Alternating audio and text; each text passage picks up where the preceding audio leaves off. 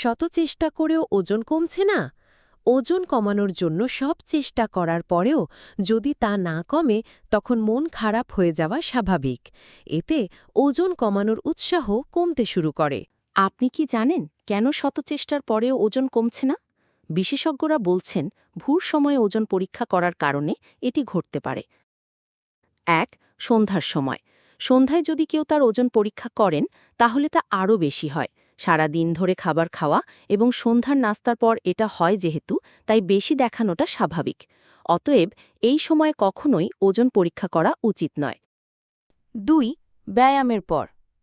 Workout করার পর ওজন পরীক্ষা করা উচিত নয়, কারণ এই ওয়ার্কআউটগুলোর পরে শরীর পানি ধরে রাখে, প্রদাহ হয় এবং গ্লাইকোজেন সঞ্চয় করে, যার ফলে ওজন সবসময় বেশি দেখায়। ৩. ভারী খাবারের পর।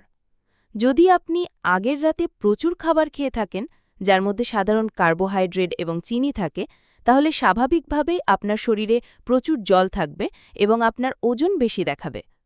৪. পিরিয়ডের সময়। পিরিয়ডের সময় শরীরের হরমোনের ওঠানামা হতে থাকে।